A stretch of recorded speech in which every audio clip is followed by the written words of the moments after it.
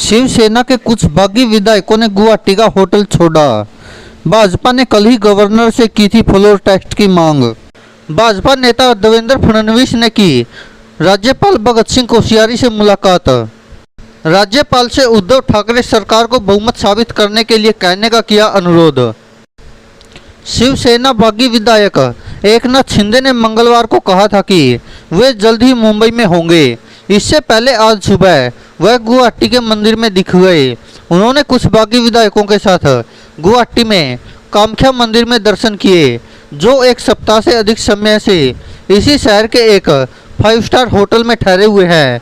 बता दें कि बीजेपी ने कल ही गवर्नर से की थी फ्लोर टेस्ट की मांग। दरअसल मंगलवार को भाजपा नेता देवेंद्र फडणवीस ने राज्यपाल भगत सिंह कोश्यारी से मुलाकात की। इस दौरान देवेंद्र फडणवीस ने राज्यपाल से उद्धव ठाकरे सरकार को बहुमत साबित करने के लिए कहने का अनुरोध किया था। दूसरी ओर एकनाथ शिंदे ने 50 विधायकों के साथ होने का दावा किया है, तो इस मुद्दे पर सियासी बयानबाजी भी चरम पर है। शिवसेना नेता एकनाथ शिंदे की बगावत से महाराष्ट्र में उत्पन्न राजनीतिक स्थिति में एक सप्ताह तक इंतजार करने के बाद भाजपा मंगलवार को हरकत में आई और पार्टी नेता देवेंद्र फडणवीस ने रात में राज्य के राज्यपाल भगत सिंह कोश्यारी से मुलाकात की। देवेंद्र फडणवीस ने कोश्यारी से अनुरोध किया कि वह उद्धव ठाकरे सरकार को विधानसभा में बहुमत साबित करने के लिए कहें।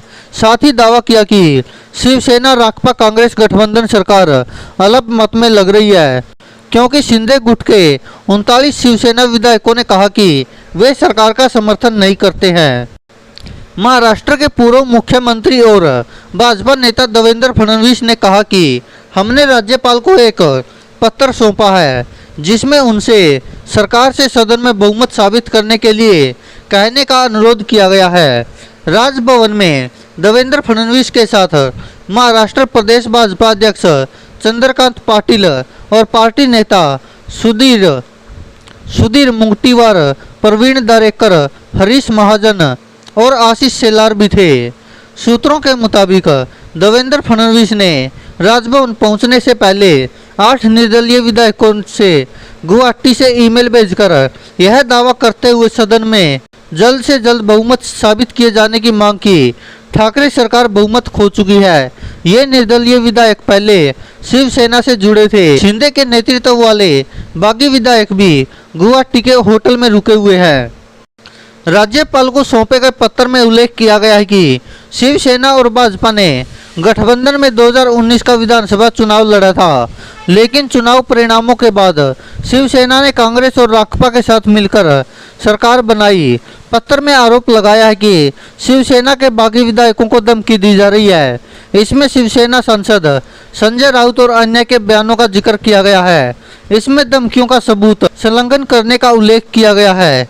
दूसरी ओर एकनाथ शिंदे ने मंगलवार को गुवाहाटी में कहा कि मेरे साथ 50 विधायक हैं, वे स्वेच्छा से हैं और हिंदुत्व के लिए यहाँ आए हैं। साथ ही एकनाथ शिंदे ने कहा वह जल्द मुंबई लौटेंगे। उन्होंने शिवसेना से उनके समूह उनके विधायकों के नाम का खुलासा करने को कहा, जो कथित रूप से पार्टी के संपर्क में हैं। महाराष्ट्र को लेकर सियासी बयानबाजी भी तेज हो गई है। पश्चिम बंगाल की मुख्यमंत्री ममता बनर्जी ने मंगलवार को आरोप लगाया कि भाजपा महाराष्ट्र में शिवसेना की नेतृत्व वाली सरकार को गिराने के लिए करोड़ों रुपए खर्च कर रही है, जिससे देश के संघीय ढांचे के भविष्य के लिए चिंता बढ़ गई है। प्रवर्तन निदेशालय ने मुख्यमंत्री उद्धव ठाकरे के वफादार माने जाने वाले शिवसेना नेता और सांसद संजय राउत को धन शोधन मामले की जांच के संबंध में पूछताछ के लिए मंगलवार को नया समन जारी किया।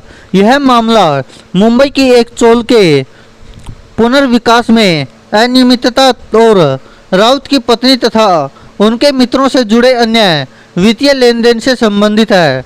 राउत के वकीलों ने मंगलवार को मुंबई में ईडी के अधिकारियों से मुलाकात की और उनकी पेशी के लिए करीब 2 हफ्ते का समय मांगा, लेकिन एजेंसी ने उन्हें इस महीने के अंत तक की राहत दी है। पार्टी में मचे घमासान के बीच मुख्यमंत्री उद्धव ठाकरे ने मंगलवार को कैबिनेट बैठक की अध्यक्षता की। शिंदे सहित शिवसेना के बागी मंत्रियों को उनके विभागों से अलग करने के बाद यह पहली कैबिनेट बैठक थी।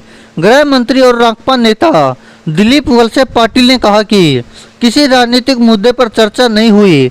उन्होंने कहा कि लंबित मुद्दों पर चर्चा के लिए बुधवार को कैबिनेट की एक और बैठक होने की संभावना है। महाराष्ट्र के पूर्व मुख्यमंत्री देवेंद्र फडणवीस ने राज्यपाल भगत सिंह कोश्यारी से मुलाकात से पहले केंद्रीय गृह मंत्री अमित शाह और भाजपा अध्यक्ष जेपी नड्डा से मुलाकात की। माना जा रहा है कि फडणवीस ने दोनों नेताओं को महाराष्ट्र के राजनीतिक घटनाक्रमों से अवगत कराया और राज्य में पार्टी की भावी रणनीति से जुड़े विभिन्न पहलुओं पर चर्चा की। सूत्रों से मिली जानकारी के मुताबिक देवेंद्र फडणवीस ने भाजपा सांसद और वरिष्ठ वकील महेश जेठमलानी के साथ शाह से मुलाकात की। माना जा रहा है कि देवेंद्र फडणवीस और जेठमलानी ने शाह के साथ शिवसेना के बागी विधायकों और कुछ निर्दलीय विधायकों के साथ सरकार बनाने के विकल्पों और इससे संबंधित कानूनी पहलुओं पर चर्चा की। महाराष्ट्र के औरंगाबाद जिले के वैजापुर से शिवसेना के बागी विधायक रमेश बोरनर ने मंगलवार को कहा कि वह मुख्यमंत्री उद्धव ठाकरे के खिलाफ बगावत करने वाले एकनाथ शिंदे के साथ मजबूती से खड़े हैं, क्योंकि उन्हें पता है कि शिंदे हमारे साथ कुछ भी बुरा नहीं होने देंगे। शिवसेना के मौजूदा नेतृत्व पर निशाना साधते हुए बोरनर ने कहा कि उसे इस बात पर आत्ममंथन करना चाहिए कि 51 विधायक क्यों शिंदे के साथ हो गए हैं। हालांकि विधायकों की संख्या की पुष्टि होना अभी बाकी है। अब माना जा रहा है कि महाराष्ट्र का सियासी संकट और गहरा होता जा रहा है, क्योंकि कल मुख्यमंत्री उद्धव ठाकरे फ्लोर टेस्ट का सामना करेंगे। हालांकि यह कोई नई बात नहीं है कि भारतीय जनता पार्टी ने किसी सरकार को तोड़ने के लिए ऐसी चालें चली हो। इससे पहले भी जिस तरह से मध्य प्रदेश में भी भारतीय जनता पार्टी ने कांग्रेस की सरकार को तोड़कर खुद की सरकार बना ली थी, उसी तरह का प्रयास गहलोत सरकार को तोड़ने के लिए राजस्थान में किया गया। हालांकि सचिन पायलट भाजपा के जाल में नहीं फंसे, लेकिन यहाँ पर एकनाथ शिंदे शायद भाजपा के उस चाल में फंस गए हैं जिससे बचे थे सचिन पायलट। और अब मुख्यमंत्री उद्धव ठाकरे कल फ्लोर टेस्ट का सामना कर सकते हैं, तो वहां पर पता चलेगा कि आखिरकार मुख्यमंत्री उद्धव ठाकरे मुख्यमंत्री बने रहेंगे या नहीं, महाराष्ट्र में उद्धव ठाकरे की सरकार रहेगी या नहीं।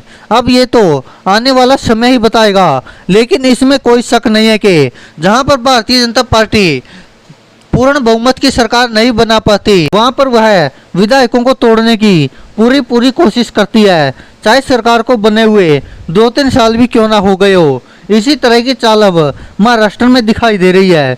धन्यवाद दोस्तों। आप देख रहे हैं द लाइव न्यूज, सच सबसे आगे। द लाइव न्यूज को सब्सक्राइब करें, साथ में बेल आइकन पर भी क्लिक करें।